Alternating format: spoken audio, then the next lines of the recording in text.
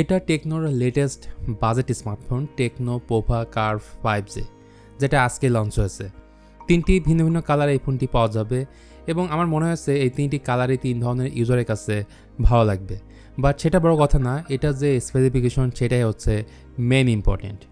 যদি আমি সংক্ষেপে বলি, এই ফোনটার মধ্যে থাকছে মিডিয়াটেক ডায়মেনসিটি 7300 আলটিমেট 144 হার্জের হাই রিফ্রেশ রেট, সাথে কার্ভ অ্যামোলেড ডিসপ্লে, 5500 mAh এর ম্যাসিভ ব্যাটারি। তো সব কিছু মিলে এই ফোনটা কেমন হবে সেটাই জানাবো আজকের ভিডিওতে। লুকের দিক থেকে এই ফোনটা কোনো অংশেই কম না। যদি আপনি রিয়ার প্যানেল ভালো করে লক্ষ্য করেন, এখানে তারা ভিন্ন ধরনের প্যাটার্ন বা টেক্সচার ব্যবহার করেছে। আর এই ধরনের ইনোভেশন টেকনোলজি আমরা প্রথম দেখেছিলাম নাথিংয়ের ফোনে, বা আমরা বলতেই পারি নাথিং ফোন থেকে ইন্সপায়ার।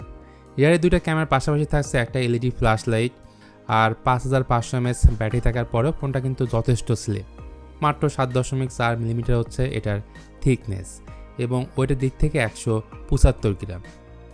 বিল ম্যাটেরিয়াল হিসেবে এর পুরো বডি ফ্রেম, রিয়ার প্যানেল সব কিছুই থাকছে প্লাস্টিকের।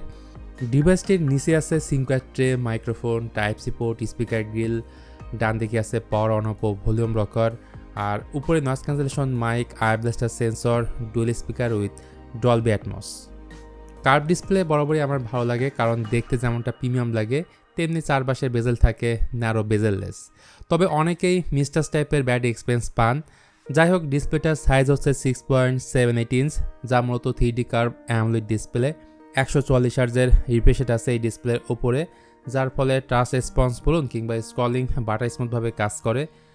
ডিসপ্লেটার রেজলিউশন হচ্ছে 1080x2436, আর অবশ্যই ডিসপ্লের উপরে থাকছে in display fingerprint scanner. Even কালারের ক্ষেত্রে 100% DCI-P3 কালার গ্যামার সাপোর্ট রয়েছে এবং 1300 নিটস পর্যন্ত বিগ ব্রাইটনেস যেতে পারে।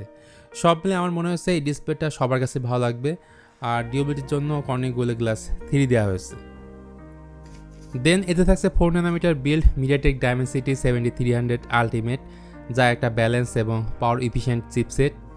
র্যাম আছে 6GB এবং 8GB, আর ইন্টারনাল মেমোরি আছে 128GB।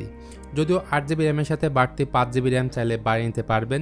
র্যামের টাইপ হচ্ছে LPDDR5 এবং UFS 2.2 হচ্ছে স্টোরেজ টাইপ। 7 লাখের মতো আন্তর্জাতিক স্কোর পাওয়া গেছে।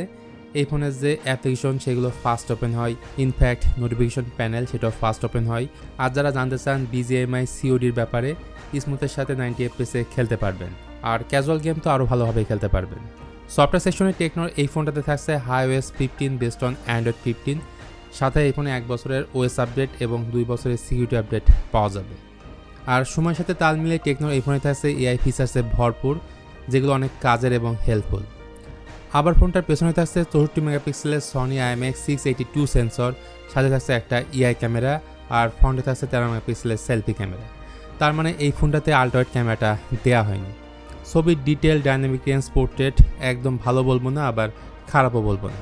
ভিডিও ক্ষেত্রে ফ্রন্ট এবং ব্যাক ক্যামেরা দিয়ে 4K 30 FPS ভিডিও রেকর্ড করা যায়, যদিও স্টেবিলিটির যথেষ্ট ঘাটতি থাকছে। তো এই ফোনটার আরেকটা প্লাস পয়েন্ট হচ্ছে 5500 mAh বিগ ব্যাটারি, যাকে চার্জ করার জন্য ফোনের বক্সে থাকছে 45 ওয়াটের একটা চার্জার। তো ইন্ডিয়াতে আজকে এই ফোনটা লঞ্চ হয়েছে। 6128-এর দাম হচ্ছে 15,999 রুপি এবং 8128-এর দাম হচ্ছে 16,999 রুপি। আর বাংলাদেশ মার্কেটে এই ফোনটা খুব তাড়াতাড়ি আপনারা দেখতে পাবেন। তো টেকনো পোভা কার্ভ 5G এই ফোনটা নিয়ে কারা বেশি এক্সাইটেড তারা অবশ্যই জানাবেন কমেন্ট করে। আর ভিডিওটি ভালো লাগলে please hit the like button, share করতে পারেন আপনার বন্ধুদের সঙ্গে। আজকের ভিডিওটা এই পর্যন্তই। সবাই ভালো থাকবেন। আল্লাহ হাফেজ।